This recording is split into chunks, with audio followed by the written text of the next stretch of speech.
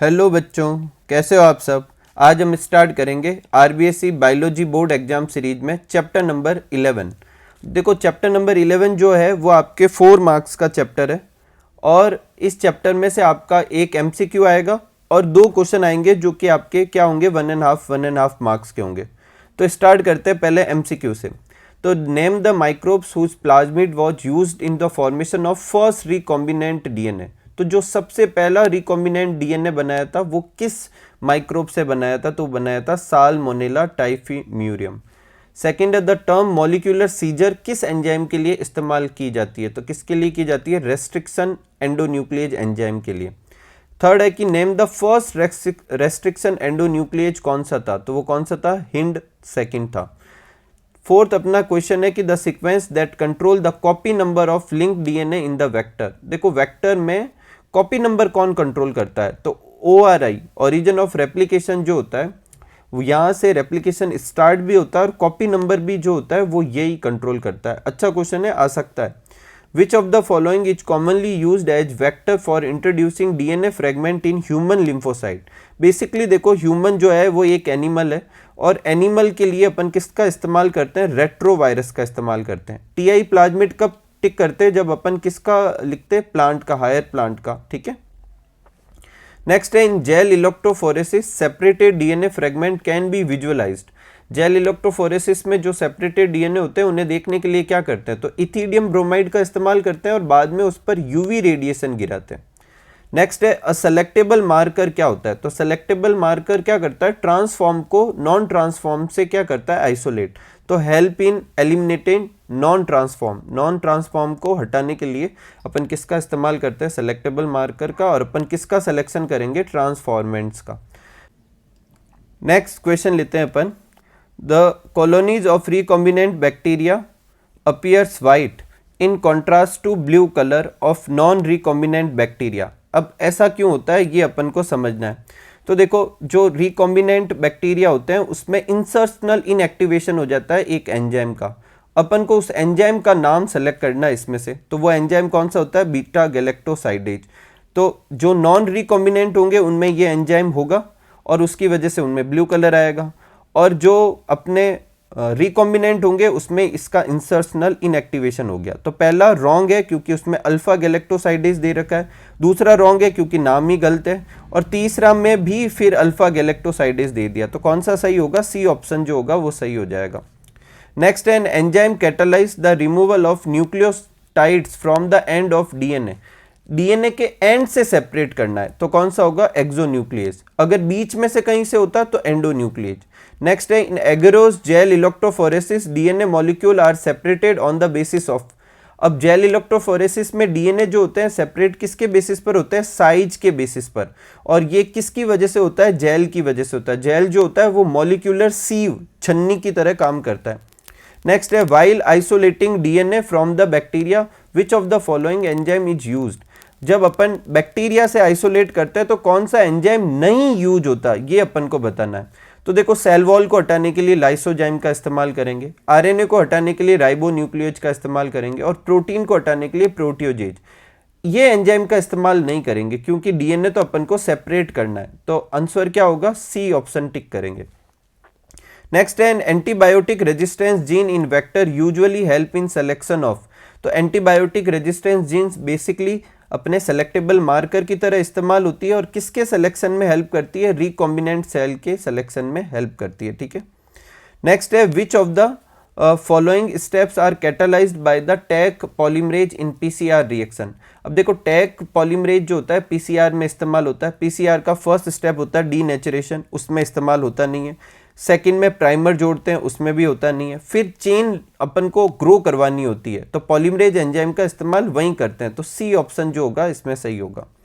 Next है which one of the following used in large scale for the industrial production of enzyme. Enzyme के industrial production को large scale पे कराने के लिए किस वेसल का इस्तेमाल करते हैं, बायो रिएक्टर का इस्तेमाल करते हैं।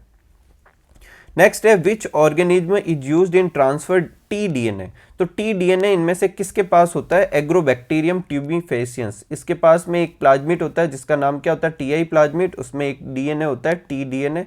जब ये ट्रांसफर किया जाता है तो वहाँ ट्यूमर बनता है, ठीक है। नेक्स्ट है एगेरोस जो है वो किस मेथड में इस्तेमाल होता है, तो जेल इलेक्ट्रोफोरेसिस में। उससे भी इंपॉर्टेंट ये भी याद रखें, एगेरोस को कहाँ से ऑब्टेन करते हैं, सी वीट से ऑब्टेन करते हैं, ये भी क्वेश्चन आ सकता है।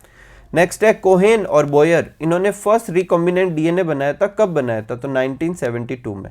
नेक्स्ट है technique used in separation and isolation of DNA fragment, कौन सी होती है, जेल इलेक्ट्रोफोरेसिस। एग्जाम में आपको जेल इलेक्ट्रोफोरेसिस का डिस्क्रिप्शन इस नाम से पूछा जा सकता है कि जेल इलेक्ट्रोफोरेसिस का डिस्क्रिप्शन लिखो, या भी ये भी आ सकता है कि वो टेक्निक का नाम लिखो जिससे सेपरेशन और आइसोलेशन होता है डीएनए फ्रेगमेंट का। नेक्स्ट है which one of the following bacteria used as vector for plant genetic engineering. अभी मैंने पीछे एक क्वेश्चन में आपको बोला था प्लांट के लिए एग्रोबैक्टीरियम का इस्तेमाल करते हैं, एनिमल होता तो रेट्रोवायरस का इस्तेमाल करते हैं, ठीक है। अब अपन क्वेश्चंस पर आते हैं। तो सबसे पहला क्वेश्चन है बायोटेक्नोलॉजी की डेफिनेशन बतानी है और इसकी दो कोर टेक्निक के बारे में बताना है। तो EFB European Federation of biotechnology वाली अपन को डेफिनेशन लिखनी है कि the integration of nature science and organism cell parts thereof and molecular analogue for the product and services. और इसकी दो जो कोर टेक्निक है वो कौन सी है, जेनेटिक इंजीनियरिंग और bio process engineering. Genetic engineering की अलग से भी डेफिनेशन आपके बोर्ड में आ रखी है। ये वो टेक्निक है जिससे अपन क्या करते हैं, जेनेटिक मटेरियल की केमिस्ट्री को अल्टर करते हैं। और इसके साथ मतलब या तो इसमें से कोई डीएनए का जो सेगमेंट होगा वो कट कर लेंगे या किसी दूसरे का डीएनए इसमें ऐड कर देंगे, रिकॉम्बिनेंट डीएनए बनाएंगे। ऐसा किसमें करते हैं, जेनेटिक इंजीनियरिंग में। और बायो प्रोसेस इंजीनियरिंग को केमिकल इंजीनियरिंग भी कहते हैं। इसमें एक स्टेराइल एनवायरनमेंट तैयार करना ताकि अपन डिजायर्ड माइक्रोब या यूकैरियोटिक सेल को लार्ज क्वांटिटी पर क्या कर सके, अपना जो भी प्रोडक्ट बनाना हो उसके लिए तैयार कर सके। नेक्स्ट है write the limitation of traditional hybridisation and which technique help to overcome this. देखो ट्रेडिशनल हाइब्रिडाइजेशन में भी अपन क्या करते हैं, दो अलग अलग ऑर्गेनिज्म लेते हैं, उनके बीच में हाइब्रिडाइजेशन कराते हैं और नया हाइब्रिड बनाते हैं, इस उम्मीद में कि इनमें इन दोनों के फीचर होंगे। लेकिन ऐसा हो हमेशा जरूरी नहीं है, कभी कभी डिजायर्ड के साथ अनडिजायर्ड कैरेक्टर भी मिक्स हो जाते हैं। तो ये मैं नहीं करना चाहता। ऐसा करने से रोकने के लिए अपन कौन सी टेक्निक का इस्तेमाल करते हैं, जेनेटिक इंजीनियरिंग का। तो in traditional hybridisation sometimes unstable gene also incorporate undesirable gene also जो होती है वो इनकॉर्पोरेट हो जाती है, मल्टीप्लाई करती है डिजायरेबल जीन के साथ। इसीलिए अपन जेनेटिक इंजीनियरिंग का इस्तेमाल करते हैं जिसमें सिर्फ वही सेगमेंट अपन दूसरी सेल में डालेंगे जो अपन ट्रांसफर करना चाहते हैं।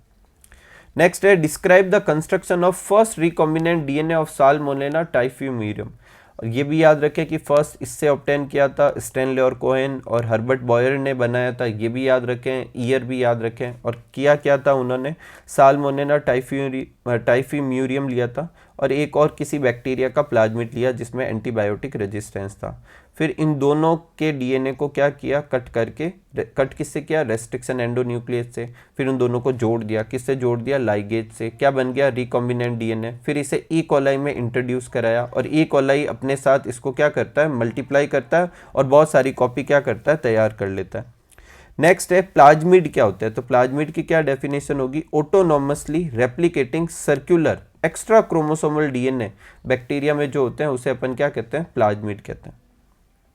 नेक्स्ट है write the name of two enzyme and their function which restrict the growth of bacteriophage in E coli. तो देखो दो एंजाइम कौन से होते हैं, एक तो होता है उसमें मिथाइलेज और एक होता है रेस्ट्रिक्शन एंडोन्यूक्लियेज। रेस्ट्रिक्शन एंडोन्यूक्लियेज क्या करता है, जो बैक्टीरियोफेज आएगा उसके डीएनए के छोटे छोटे टुकड़े कर देगा, इससे उसकी ग्रोथ को रोकेंगे। अब रेस्ट्रिक्शन एंडोन्यूक्लियेज ग्रोथ को रोक देगा लेकिन वो उसके खुद के डीएनए को भी तो कट कर सकता है। इससे प्रिवेंट करने के लिए उसके पास एक और एंजाइम होता है मिथाइलेज, जो क्या करता है, मिथाइल ग्रुप ऐड करता है किसके ऊपर, डीएनए के ऊपर, जिससे उसके खुद के डीएनए पर रेस्ट्रिक्शन एंडोन्यूक्लियेज का कोई असर नहीं पड़ता। ठीक है। नेक्स्ट है रेस्ट्रिक्शन सीक्वेंस क्या होती है। तो हर रेस्ट्रिक्शन एंडोन्यूक्लियेज एंजाइम के पास में एक पर्टिकुलर जगह होती है 6 बेस पेयर के अराउंड, और ये पैलियोंड्रोमिक सीक्वेंस होती है जिसका पता करके रेस्ट्रिक्शन एंडोन्यूक्लियेज एंजाइम उस जगह से ही उसको क्या करता है, कट करता है। ये स्पेसिफिक सीक्वेंस जो होती है रिकॉग्नाइजेशन सीक्वेंस या रेस्ट्रिक्शन सीक्वेंस कहलाती है। ठीक है। नेक्स्ट है नोमेनक्लेचर समझाना है रेस्ट्रिक्शन एंडोन्यूक्लियेज का। तो रेस्ट्रिक्शन एंडोन्यूक्लियेज का नाम जब लिखते हैं तो उसमें फर्स्ट लेटर कैपिटल लेटर में लिखते हैं और ये उस बैक्टीरिया के जीनस का फर्स्ट लेटर होगा जिससे आपने एंजाइम एक्सट्रैक्ट किया था। नेक्स्ट 2 लेटर जो है वो स्पीसीज के होंगे, वो भी स्मॉल में। फिर नेक्स्ट और थर्ड लेटर जो होगा वो बैक्टीरिया का स्ट्रेन बताएगा और लास्ट जो होगा वो रोमन नंबर में उस ऑर्डर को डिनोट करेगा जिस ऑर्डर में अपन ने उस पर्टिकुलर बैक्टीरिया से एंजाइम आइसोलेट किए। जैसे eco are I, eco R1, तो ई क्या है, एस की रेशियाई, CO कोलाई की डिनोट कर रहा है, RY स्ट्रेन है, और 1 का मतलब फर्स्ट का मतलब ये पहला एंजाइम है जो इस बैक्टीरिया से क्या किया गया था, आइसोलेट किया गया था। नेक्स्ट है what is exonuclease and endonuclease and what do you mean by palindromic sequence. तो एक्सोन्यूक्लिएज वो न्यूक्लिएज एंजाइम होता है जो न्यूक्लियोटाइड को रिमूव करता है, लेकिन कहाँ से करता है, एंड से करता है, जबकि एंडोन्यूक्लिएज कहाँ करता है, बीच में किसी स्पेसिफिक पोजीशन से करता है। अगर आपको पूछे कि जो अपने रेस्ट्रिक्शन एंडोन्यूक्लिएज होता है वो किस कैटेगरी का है, तो नाम से ही क्लियर है, वो एंडोन्यूक्लिएज का। एक और चीज याद रखे, न्यूक्लिएज करके एक एंजाइम होता है जो डीएनए को क्या करने के काम में लिया जाता है, कट, और इसके दो पार्ट होते हैं, एक कौन सा होता है, एक्सोन्यूक्लिएज, और एक कौन सा होता है, एंडोन्यूक्लिएज। पैलियोंड्रोमिक सीक्वेंस क्या होती है, जैसे ये एक पैलियोंड्रोमिक सीक्वेंस है, अगर मैं इसे 5' से 3' की तरफ पढ़ूँ तो GAATTC, अगर यहाँ पर भी 5' से 3' की तरफ जाऊँ तो GAATTC। तो पैलियोंड्रोमिक वो सीक्वेंस होती है जो हमेशा एक ही तरीके से रीड होगी अगर रीड करने का पैटर्न सेम रखे। मतलब जैसे 5' से 3' ऊपर वाले को रीड कर रहे तो नीचे वाले को भी 5' से 3' की तरफ ही रीड करना है, ठीक है। नेक्स्ट है स्टिकी एंड क्या होता है और ये कैसे बनते हैं। तो देखो जैसे ये वाली ही अपन एग्जांपल लेते हैं, GAATTC, और यह नीचे वापस लिख देते हैं, ये अपन ने लिख दिया। तो जब रेस्ट्रिक्शन एंडोन्यूक्लिएज इसको कट करेगा तो इसको थोड़ा बीच में से कट करता है, तो बीच में से कट करेगा तो ओवर हैंगिंग स्ट्रक्चर बन जाएंगे। देखो ये G बन जाएगा और ये CTTA ऐसा स्ट्रक्चर बन जाएगा, इसके आगे कुछ नहीं है। तो बेसिकली ये जल्दी से जल्दी अगर इसको इसके जैसा ही कोई मिल जाए तो ये बेस पेयर बना के वहां से चिपकना चाहता है, इसलिए इन एंड को क्या कहते हैं, स्टिकी एंड। तो क्या लिखेंगे, when we cut a DNA with restriction endonuclease it cut the strand a little bit away from the center of palindromic site but between the same two base. Same two base मतलब देखो G और A के बीच में इधर है तो इधर भी G और A के बीच में से क्या कर देंगे, कट कर देंगे। इसकी वजह से क्या होगा, ओवर हैंगिंग स्ट्रेच रह जाते हैं जिसको स्टिकी एंड कहते हैं। इनको यही नाम क्यों दिया गया, क्योंकि इसी की वजह से ये टेंडेंसी रखते हैं वापस हाइड्रोजन बॉन्ड बनाने की, और यही एंड फैसिलिटेट करते हैं कि जो डीएनए लाइगेज एंजाइम है वो आकर इन दोनों टुकड़ों को क्या करे, जोड़ने में हेल्प करे। नेक्स्ट है रिकॉम्बिनेंट डीएनए क्या होता है। रिकॉम्बिनेंट डीएनए एक ऐसा डीएनए जिसे जेनेटिक इंजीनियरिंग से प्रिपेयर करते हैं, और ये कॉम्बिनेशन होता है दो डीएनए का, डिफरेंट सोर्स के डीएनए का, ठीक है। नेक्स्ट देखो क्वेश्चन है कि draw label diagram showing the step in formation of recombinant DNA by the action of restriction endonuclease. तो ये खाली डायग्राम बनाना है। अब देखो बोर्ड में एक बार ये क्वेश्चन आया था जो मैंने नीचे लिखा है, इसका भी आंसर सेम है कि synthesis of recombinant DNA molecule is possible only when the vector and source DNA is cut by the same restriction enzyme. Explain. तो देखो ये वेक्टर डीएनए और ये सोर्स डीएनए, इसको अपन ने एक ही एंजाइम से कट किया है, किसे किया, इको आरआई। ऐसे करने से क्या फायदा, देखो इसमें दोनों में स्टिकी एंड बन रहे हैं और ये स्टिकी एंड एक दूसरे के कॉम्प्लीमेंट्री है, तो आसानी से ये इसके ऊपर क्या कर पाएगा, चिपक पाएगा। अब ये ऐसा कब हो पाएगा, जब अपन एक ही रेस्ट्रिक्शन एंजाइम से दोनों को कट करें, ठीक है। तो एक डायग्राम बना देंगे और क्या लिखेंगे कि when cut by the same restriction enzyme the resultant DNA fragment have same kind of sticky end, these sticky end tends to form hydrogen bond with complementary counterpart, और इस स्टिकीनेस से DNA ligase आसानी से काम करेगा और recombinant DNA बनाने में हेल्प होगी। अगर आपको ऐसे एग्जाम में पूछे रेस्ट्रिक्शन एंडोन्यूक्लिएज एंजाइम क्या होता है, उसकी फंक्शनिंग समझाओ, तो डेफिनेशन तो आप जानते हो, रेस्ट्रिक्शन एंडोन्यूक्लिएज एंजाइम एक ऐसा एंजाइम है जो स्पेसिफिक जगह से कट करता है, और फिर आप इसी डायग्राम से और इसी थ्योरी से समझा सकते हैं।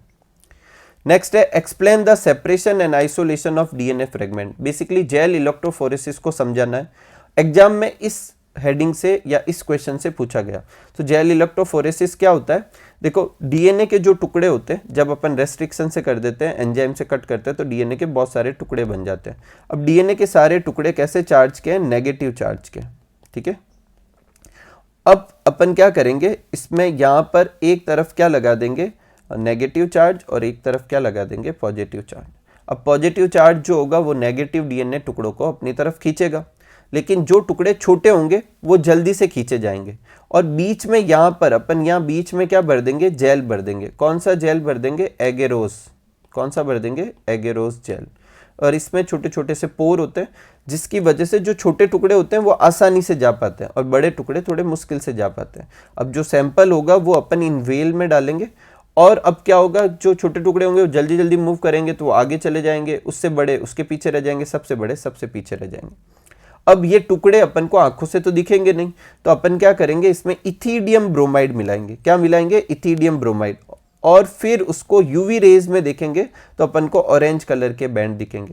और सबसे लास्ट स्टेप में अपन क्या करेंगे, जो सेपरेटेड डीएनए उसको एगेरोस जेल से अलग करेंगे, एक्सट्रैक्ट करेंगे। इसे क्या कहेंगे? इल्यूशन कहेंगे। तो ये अपना कौन सा मेथड था? Gel electrophoresis. ये इसका डिस्क्रिप्शन है जो आपको इसके साथ लिखना है। आप ये डायग्राम भी बना सकते हैं। अगर आपने मेरा यूट्यूब का वीडियो देखा हो तो उसमें मैंने अलग डायग्राम बनाया, आप चाहो तो वो वाला भी डायग्राम बना सकते हैं। नेक्स्ट है ORI। क्या होता है? लेबल डायग्राम बनाना है PBR322 का।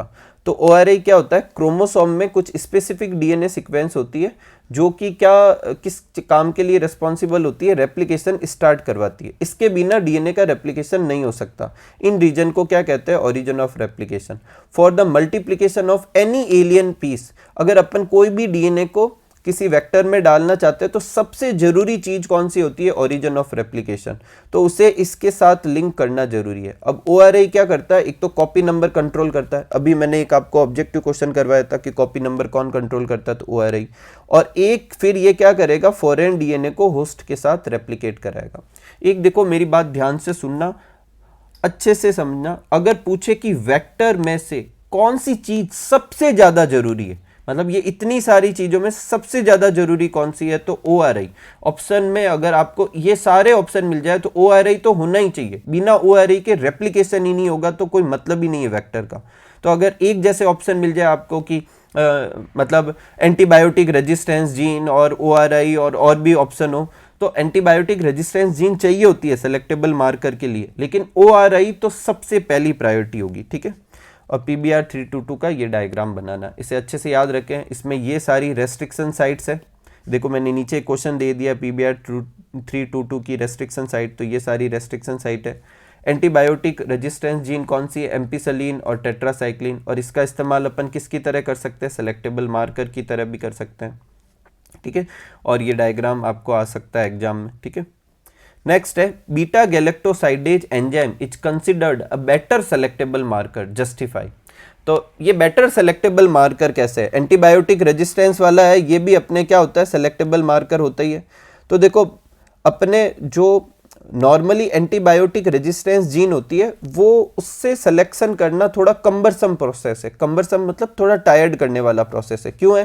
पहले आप क्या करोगे? 2 कॉलोनी बनाओगे, उन 2 कॉलोनी में से सैंपल लोगे और एक बार एम्पिसिलिन में पुट करोगे, फिर एक बार टेट्रासाइक्लिन में पुट करोगे, फिर दोनों में चेक करोगे किस में वो डेड होते हैं किस में नहीं, फिर एक मास्टर प्लेट बनानी पड़ेगी, बहुत सारी फॉर्मेलिटीज होती है।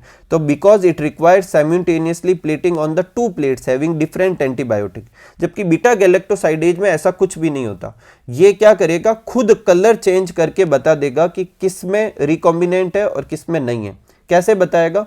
जिसमें बीटा गैलेक्टोसाइडेज अभी भी काम कर रहा है, बेसिकली वहां पर डिजायर्ड डीएनए फिट नहीं हुआ है और वो कौन सा कलर लेकर आ जाएगा? ब्लू कलर लेके आ जाएगा। और जिसमें बीटा गैलेक्टोसाइडेज वाली जीन पर डिजायर्ड जीन आ चुकी है उसमें बेसिकली वो कलर गायब हो जाएगा। तो अगर आपके पास 2 कॉलोनी है, इसमें एक में ब्लू कलर आ रहा है, इसका मतलब अभी भी इंसर्शन नहीं हुआ है, और एक में ब्लू कलर गायब हो गया, इसका मतलब इंसर्शन हो गया है। इस चीज को क्या कहते हैं? इंसर्शनल इनएक्टिवेशन कहते हैं। आपको एग्जाम में इस नाम से भी पूछा जा सकता है कि इंसर्शनल इनएक्टिवेशन को समझाइए। ठीक है।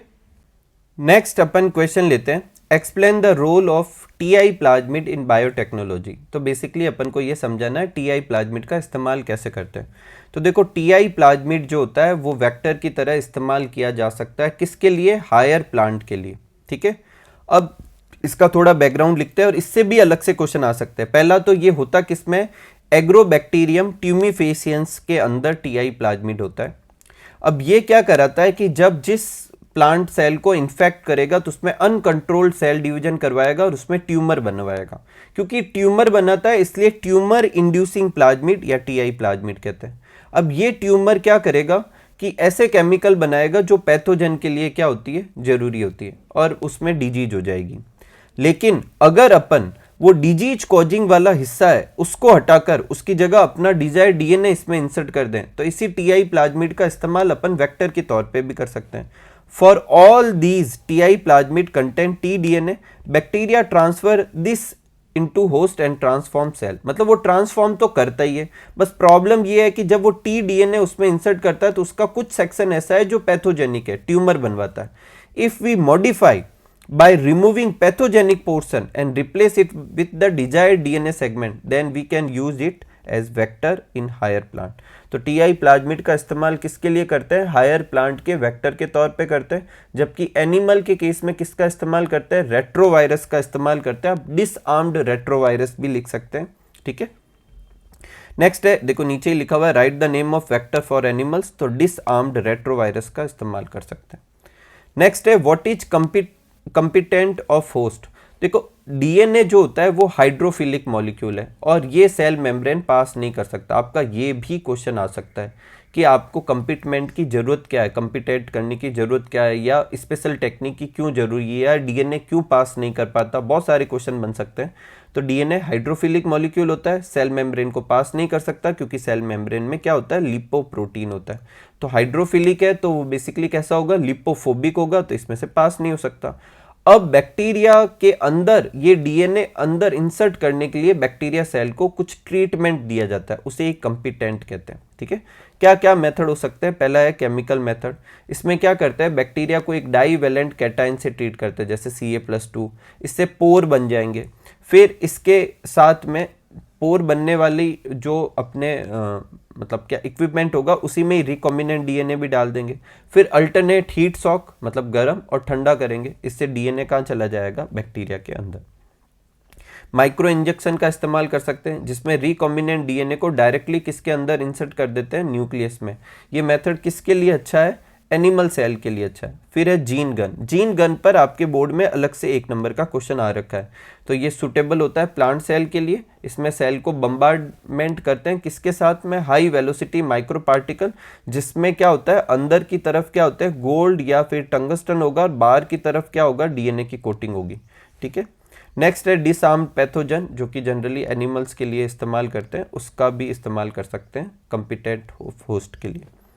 नेक्स्ट है write the step of process of recombinant DNA technology, give diagrammatic representation of recombinant DNA technology. दोनों ही क्वेश्चन इसी तरीके से एग्जाम में पूछे गए और आप वही स्टेप याद करें जो आपकी बुक में लिखा हुआ है। पहला लिखा हुआ है आइसोलेशन ऑफ जेनेटिक मटेरियल, जिसमें अपन आइसोलेशन कैसे करते हैं वो बताएंगे, इसके लिए मैंने अलग से क्वेश्चन दे रखा है। Cutting of DNA at specific position, अब ये ध्यान से सुनना, इसमें आपको 2-3 लाइन रेस्ट्रिक्शन एंडोन्यूक्लियेज की लिखनी है कि उससे कट करते हैं। फिर आपको ये भी लिख देना है कि लाइगेज एंजाइम से अपन उसको क्या कर देते हैं? जोड़ भी देते हैं। और फिर ये ट्रांसफ़र के लिए रेडी है, ये भी अपन को उसमें लिख देना है, ठीक है। तो ये 3-4 पॉइंट जो है इसी एक में ही लिखने हैं, अगर आपको ये लिखने को कहे सेकेंड स्टेप तो। फिर थर्ड स्टेप में अपन एम्प्लीफिकेशन वगैरह करा सकते हैं। फोर्थ में क्या करते हैं? होस्ट में इंसर्ट करवाते हैं।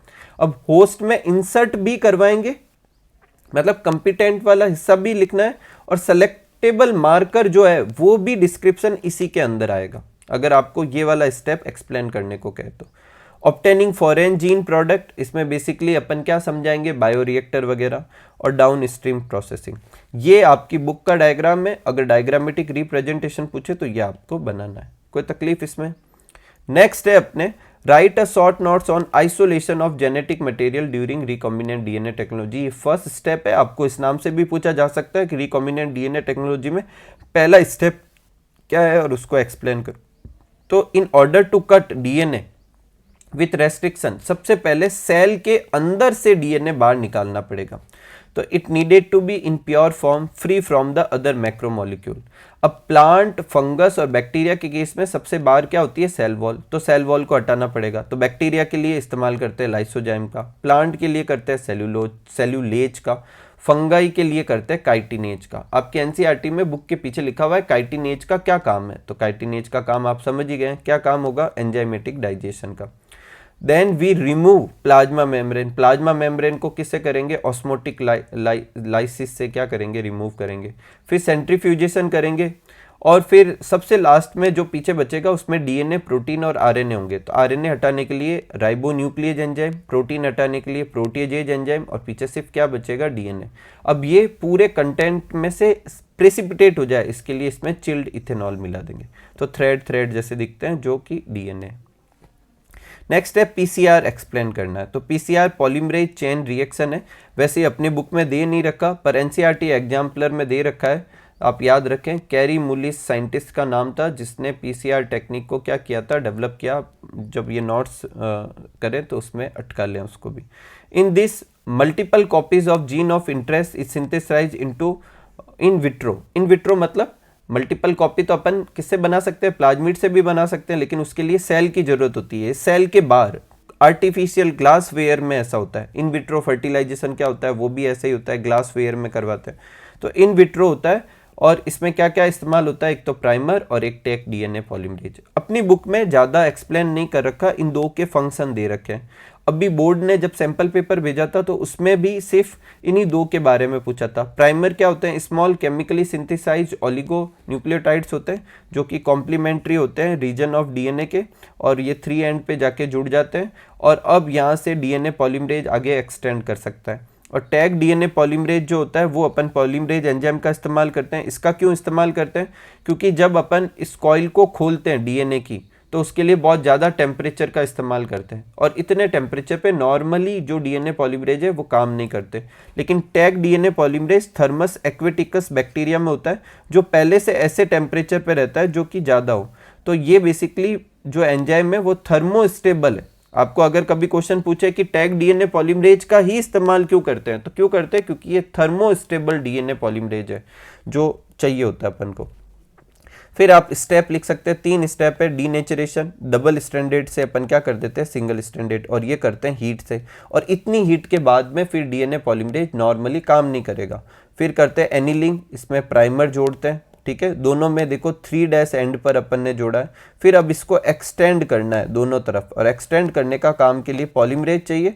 तो वो कौन सा पॉलीमरेज लेते हैं, टैग डीएनए पॉलीमरेज, और डीएनटीपीज लेते हैं। और इससे एक राउंड में डबल हो जाएगा, अगले राउंड में 4 टाइम्स हो जाएगा। अगर अपन कुछ साइकिल इसको रिपीट करें 30 साइकिल तो 1 बिलियन कॉपी तक बन जाएगी। नेक्स्ट है बायो रिएक्टर क्या होते हैं और उसके टाइप बताओ। तो bio reactor basically large vessel से 100 से 1000 लीटर कैपेसिटी के हो सकते हैं। इसमें रो मटेरियल डाल के उसे अपन एक लार्ज स्केल पर किसी सेल को, मतलब जो भी उसको रिक्वायरमेंट हो वो सब प्रोवाइड करवाते हैं जिससे सेल से अपन प्रोडक्ट ऑब्टेन कर पाए। तो इसके लिए ऑप्टिमल जो भी कंडीशन चाहिए, पीएच, टेम्परेचर, न्यूट्रिएंट, ऑक्सीजन, वो सब अवेलेबल करवाते हैं। 2 तरह के होते हैं ये bio reactor, steered tank reactor या सिंपल स्टीयर्ड टैंक रिएक्टर, जो कि जनरली इस्तेमाल होते हैं। अगर आपको पूछे जनरली कौन सा इस्तेमाल होता है तो ये नाम लिखें। दूसरा होता है स्पर्ज्ड स्टीयर्ड टैंक। इन दोनों की ये डायग्राम है, डायग्राम अच्छे से कर लें, ठीक है। अभी तक कभी पूछा तो नहीं है पर मुझे लगता है कि ये आ सकता है डायग्राम, तो आप दोनों डायग्राम को अच्छे से प्रैक्टिस कर लें। नेक्स्ट है डाउन स्ट्रीम प्रोसेसिंग क्या होती है। तो ये अपने रिकॉम्बिनेंट डीएनए टेक्नोलॉजी का सबसे फाइनल और लास्ट स्टेप होता है। इसमें जो होता है फाइनल प्रोडक्ट आप कमर्शियलाइजेशन के लिए मार्केट में बेचते हैं, तब तक के लिए जितने भी प्रोसेस होते हैं सब आते हैं। तो प्रोटीन का सेपरेशन, उसका प्यूरिफिकेशन, उसमें प्रिजर्वेटिव मिलाना, उसका क्लिनिकल ट्रायल करना, उसकी क्वालिटी टेस्टिंग करना, ये सब डाउन स्ट्रीम प्रोसेसिंग में आता है। नेक्स्ट बोर्ड में एक बार क्वेश्चन आया था कि बायो रिएक्टर की वर्किंग समझाओ। लगभग वही है जो बायो रिएक्टर में, मैं एक बार वापस लिख देता हूं ताकि आपको पता चले कैसे लिखना है। तो to produce large quantity of desire product in recombinant DNA technology, bioreactor का इस्तेमाल करते हैं। ये लार्ज वेसल्स होते हैं, इनमें रॉ मटेरियल बायोलॉजिकली कन्वर्ट किए जाते हैं स्पेसिफिक प्रोडक्ट्स पे, ऑप्टिमल कंडीशन प्रोवाइड करवाई जाती है। 2 तरह के होते हैं, नाम लिख दिए। अब स्टीयर टैंक वाले में क्या होता है, सिलेंड्रिकल होता है, कर्व्ड बेस होता है जिससे आसानी से चीज़ें मिक्स की जा सकती है। फिर इसमें क्या करते हैं, ऑक्सीजन वगैरह और जो भी चीज़ें चाहिए वो सब मिक्स करते हैं। स्पर्ज्ड टैंक जो होता है उसमें एयर को क्या करते हैं, बबल्स के फॉर्म में पास कराते हैं। बायो रिएक्टर में एजिटेटर सिस्टम होता है, ऑक्सीजन डिलीवरी सिस्टम होता है, फोम कंट्रोल सिस्टम होता है, सैम्पलिंग पोर्ट होता है। सैम्पलिंग पोर्ट से अपन थोड़ा वॉल्यूम क्या करते हैं, निकालते रहते हैं। नेक्स्ट है explain the role of any 3 enzyme in recombinant DNA technology. कोई भी 3 का आप कर सकते हो, जैसे मैंने रेस्ट्रिक्शन एंडोन्यूक्लियेज, लाइगेज और पॉलीमरेज का किया। इसके अलावा आप काइटिनेज एंजाइम, लाइसोजाइम एंजाइम, इन एंजाइम के बारे में भी लिख सकते हो। ये 3 ज़्यादा डिस्क्रिप्शन है तो अपन लिख देते हैं रेस्ट्रिक्शन एंडोन्यूक्लियेज मॉलिक्यूलर सीजर है, ये स्पेसिफिक जगह से डीएनए को कट करने के लिए इस्तेमाल में ली जाती है। लाइगेज मॉलिक्यूलर ग्लू है, चिपकाने के लिए काम में लिया जाता है। ये कौन सा बॉन्ड बनवाता है, फॉस्फोडाइएस्टर बॉन्ड बनाने में हेल्प करता है। पॉलीमरेज एंजाइम क्या करता है, डीएनए के एक स्ट्रैंड के से दूसरा डीएनए स्ट्रैंड बनाना हो तो उसके लिए इस्तेमाल करते हैं। इस चैप्टर में अपन ने कौन सा डीएनए पॉलीमरेज देखा है, टैग डीएनए पॉलीमरेज, ठीक है। तो कोई भी 3 का, ये भी आपके बोर्ड में आया हुआ क्वेश्चन है। नेक्स्ट है explain the identification of transform cell with the recombinant DNA from the other selectable marker, ठीक है, यूजिंग सेलेक्टेबल मार्कर। तो देखो अपन क्या करेंगे, ये एक प्लाज्मिड है और इस प्लाज्मिड में 2 तरह की एंटीबायोटिक रेजिस्टेंस जीन है जो कि मैंने यहाँ पर ब्लैक कलर से डिनोट कर रखी है, एक टेट्रासाइक्लिन की, एक एम्पिसिलिन की। अब अपन को क्या करना है, इसमें दोनों में से एक पे, मान लो टेट्रासाइक्लिन में अपन ने डिजायर्ड डीएनए इंसर्ट कर दिया। जैसे ही डिजायर्ड डीएनए इंसर्ट करेंगे टेट्रासाइक्लिन का जो रेजिस्टेंस होगा वो तो चला जाएगा। अब मेरे पास 2 तरह की कॉलोनी है, अब मुझे देखकर तो नहीं पता चलता कि कौन सा ट्रांसफॉर्म्ड है कौन सा नहीं। तो जो नॉन ट्रांसफॉर्म होगी उसमें दोनों जीन अभी भी सही सलामत है। इसका मतलब ये वाली कॉलोनी से कोई भी बैक्टीरिया लूंगा तो वो एम्पिसिलिन में भी ग्रो करेगा, वो टेट्रासाइक्लिन में भी ग्रो करेगा। अगर दोनों में ग्रो कर रहा है इसका मतलब वहां इंसर्ट ही नहीं हुआ। लेकिन अगर वो एम्पिसिलिन में तो ग्रो करे और टेट्रासाइक्लिन में ग्रो नहीं करे, क्योंकि इसको तो अपन ने खराब कर दी, ऐसे केस में अपन इसको क्या मानेंगे, ट्रांसफॉर्म मानेंगे। तो ये आप थ्योरी लिख दें और फिर ये आप डायग्राम से समझा दें। इस तरीके से अपना ये चैप्टर कंप्लीट होता है। इस चैप्टर में आपको छोटे छोटे क्वेश्चन काफ़ी हैं, तो जितने भी क्वेश्चन करवाए जा रहे हैं उसको आप अच्छे से पढ़ें ताकि इनके बीच में से कोई छोटा क्वेश्चन आपके एमसीक्यू में आए तो आप अच्छे से उसे कर सकें। तो उम्मीद करूंगा कि आप वीडियो आपके लिए बहुत हेल्पफुल रहा होगा। मिलते हैं अगले चैप्टर के वीडियो में, तब तक आप सब लोग खूब सारा हार्डवर्क कीजिए, खूब खुश रहिए, खूब मस्त रहिए। Thank you for watching.